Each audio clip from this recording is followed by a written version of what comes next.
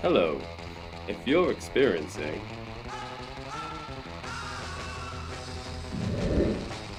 chest pain,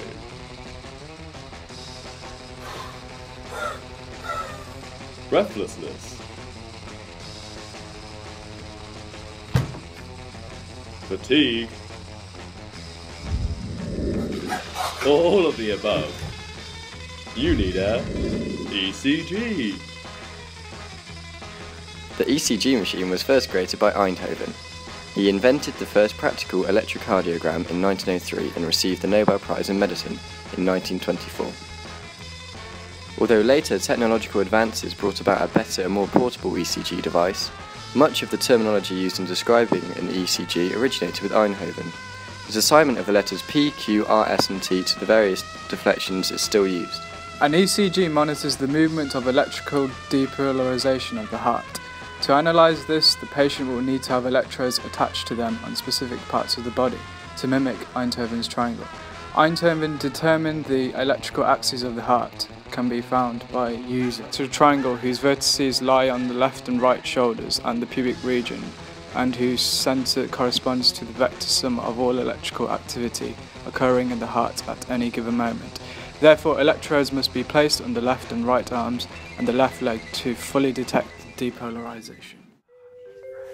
You will be welcomed into the clinic and the doctor will ask you if you have had the procedure before. If not, the doctor will explain the test to you. You will be asked to lie still and breathe normally as to give an accurate reading of the heart's electrical activity. You will be asked not to talk during the test, and in some cases the patient will be asked to hold their breath. The test will normally last around 4 to 5 minutes. You will be assured that the procedure is completely harmless and painless. The only painful part could be the removal of the adhesive electrodes. Ow. The ECG machine comprises of the machine, the electrodes, the leads, the alcohol gel. So, let's put those electrodes on. Let's start with the left leg, making sure the electrodes are put on properly. Now the right leg. Now the right arm.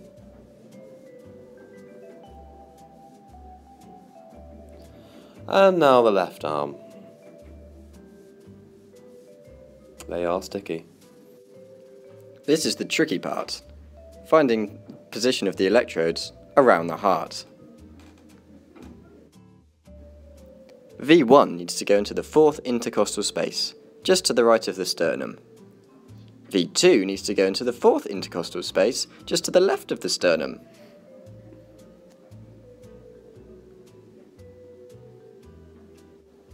V3 needs to go between leads V2 and V4.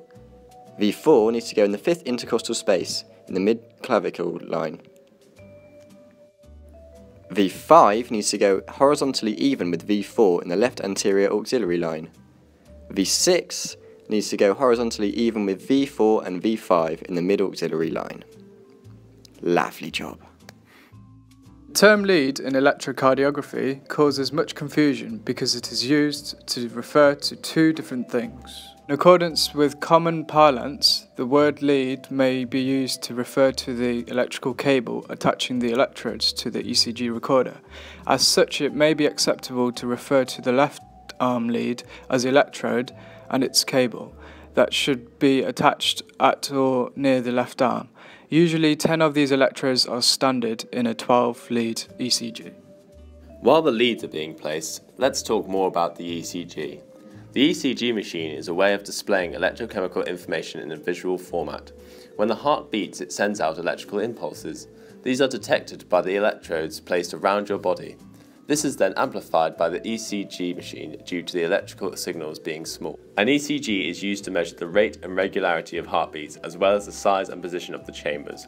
Also, it can measure any damage to the heart and the effects of drugs or devices used to regulate the heart, such as a pacemaker. Most ECGs are performed for diagnostic or research purposes on human hearts, but may also be performed on animals, usually for diagnosis of heart abnormalities or research. Now we've finished putting the leads on, let's see what an ECG looks like.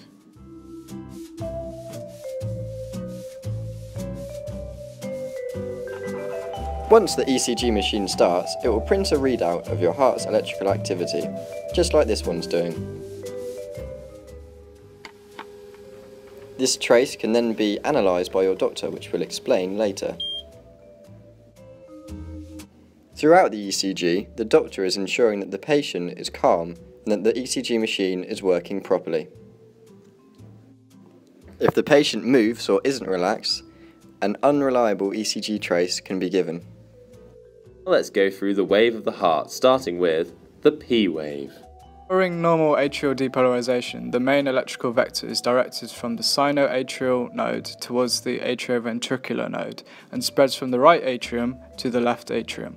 This usually takes around 80 milliseconds. The QRS complex.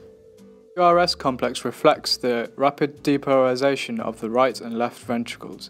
These ventricles have a large muscle mass compared to the atria, so the QRS complex usually has a much larger amplitude than the P wave. This usually takes around 80 to 120 milliseconds. And finally, the T wave.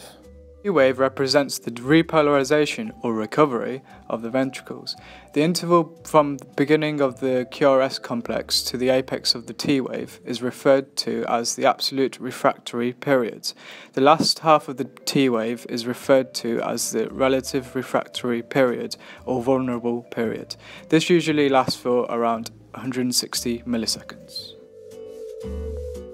So, once the ECG has finished, the clinician will analyse the results, and they will inform you whether or not you will need further treatment. This could include a 24-hour ECG monitor of the heart, which is otherwise known as a Holter monitor, or an echocardiogram, among other treatments, are available. Indications. An ECG only measures the electrical impulses of the heart, and therefore you cannot be diagnosed with other types of heart disorders, such as hypertension. For this reason, it is not seen as a cost-effective method. However, primarily, it is a only diagnostic test for some disorders of the heart. More specific tests can be carried out, if necessary, if a positive diagnosis is found. Benefits of an ECG are that it's very efficient and accurate in determining the root cause of chest pain, such as irregular heartbeats and heart attacks. Many of the symptoms can be evaluated, and this can help diagnose patient, allowing effective treatment to be administered. The ECG is quick, with results being delivered instantly on the monitor itself. Furthermore, the whole procedure is completely non-invasive and pain-free. ECG itself is completely harmless and there are no real to be found. In a few cases, a very minor rash will develop at the site of the adhesive patch, although this will fade quickly. This is an example where an ECG produces an abnormal result. As you can see, there is no QRST complex and the rhythm is irregular. There are many different other unusual results that can occur from an ECG. However, if the symptoms you experienced did not persist and there were no irregularities, then you'll be discharged and free to go.